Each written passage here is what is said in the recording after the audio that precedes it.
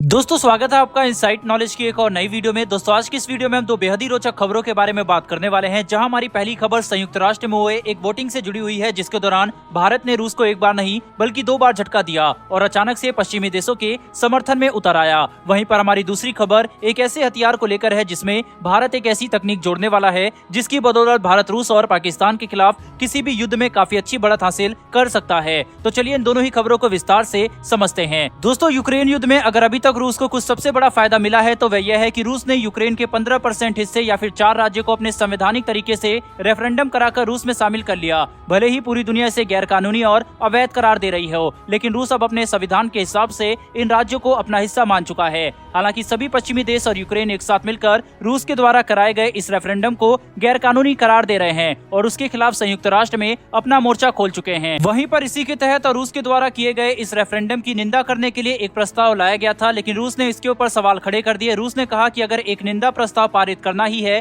तो इसके लिए वोटिंग सीक्रेट बैलेट से होनी चाहिए, यानी कि वोटिंग के दौरान किस देश ने किस देश के समर्थन में वोट किया इसके बारे में किसी को पता नहीं चलेगा। रूस को इस बात का अंदाजा है कि अगर वोटिंग सीक्रेट बैलेट के जरिए कराई जाती है तो पश्चिमी देश कई सारे छोटे छोटे देशों पर अंतर्राष्ट्रीय दबाव नहीं बना पाएंगे और ये वोटिंग लोकतांत्रिक तरीके से हो सकेगी, जिससे रूस इस बात की उम्मीद कर रहा है कि इससे रूस को ज्यादा समर्थन मिल सकेगा। हालांकि पश्चिमी देश और यूक्रेन चाहते हैं कि ये वोटिंग बिल्कुल नॉर्मल प्रक्रिया के तहत हो, यानी कि किस देश ने किसको वोट किया है ये खुलेआम सबको पता लगना चाहिए। दोस्तों इसी के ऊपर यूएन में अल्बानिया एक प्रस्ताव लेकर आया जिसकी वोटिंग से इस बात का फैसला होना था कि रूस के द्वारा कराए गए रेफरेंडम की निंदा प्रस्ताव के ऊपर वोटिंग सीक्रेट बैलेट से होगी या फिर रिकॉर्डेड वोटिंग प्रोसीजर से। जब वोटिंग शुरू हुई तो भारत ने रूस को चौंकाते हुए पश्चिमी देशों के समर्थन में वोट किया और ये बात कही कि इस रेफरेंडम के खिलाफ जो भी प्रस्ताव आएगा उसकी वोटिंग रिकॉर्डेड वोट के तहत ही होनी चाहिए। भारत समेत कुल 106 देशों ने इस वोटिंग में रूस के खिलाफ वोट किया, जबकि 13 देश मात्र रूस के समर्थन में थे और कुल 34 देशों ने वोटिंग में हिस्सा लेने से मना कर दिया, जिसके बाद रूस ने वोटिंग के परिणामों पर अपनी आपत्ति जताई और ये वोटिंग एक बार फिर से कराई गई,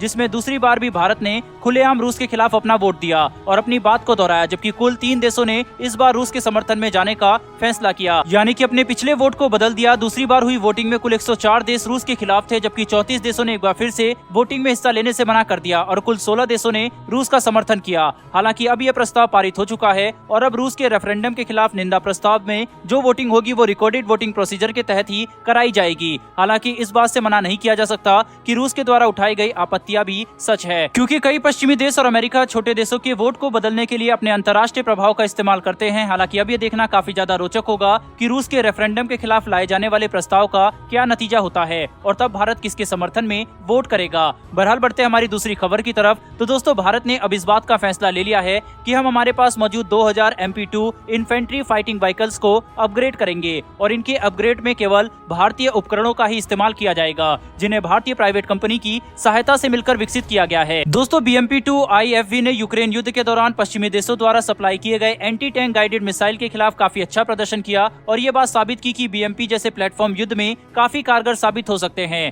हालांकि इस बात से मना नहीं किया जा सकता कि ये काफी पुराने हो चुके हैं और इन्हें अपग्रेड करना काफी ज्यादा जरूरी है ताकि भविष्य में आने वाले खतरों का सामना किया जा सके। वैसे तो भारत इन BMP-2 को काफी सारे नए उपकरणों और हथियारों से अपग्रेड करेगा, लेकिन इसमें इंटीग्रेट किए जाने वाले सी थ्रू आर्मर काफी ज्यादा अहम होने वाले हैं। दरअसल दोस्तों अभी तक BMP-2 रात में इस्तेमाल नहीं किया जा सकता था, लेकिन सी थ्रू आर्मर के साथ इसे अपग्रेड करने के बाद न कि केवल BMP-2 पिच ब्लैक कंडीशन में ऑपरेट किया जा सकेगा, बल्कि इसके अंदर 360 डिग्री बैटलफील्ड अवेयरनेस आ जाएगी, यानी कि BMP-2 के अंदर बैठे जवान इसके अंदर से रात में भी युद्ध के मैदान में चारों तरफ देखकर हालात का जायजा ले सकेंगे, जो कि इसकी क्षमता को कई गुना ज्यादा बढ़ा देगा। साथ ही भारत BMP-2 को जिस सी थ्रू आर्मर से अपग्रेड करने वाला है उसे भी भारतीय प्राइवेट कंपनियों के द्वारा स्वदेशी रूप से विकसित किया गया है, जिसे भारत के हालातों को ध्यान में रखकर बनाया गया है। वहीं पर इसीलिए स्वदेशी सी थ्रू आर्मर सिस्टम किसी भी दूसरे सिस्टम के मुकाबले भारत के लिए ज्यादा अच्छा है। इतना ही नहीं बल्कि भारत इस अपग्रेड के तहत अपने 800 MP2 को एंटी आर्मर लॉइटरिंग मुनिशन से भी इंटीग्रेट करने वाला है,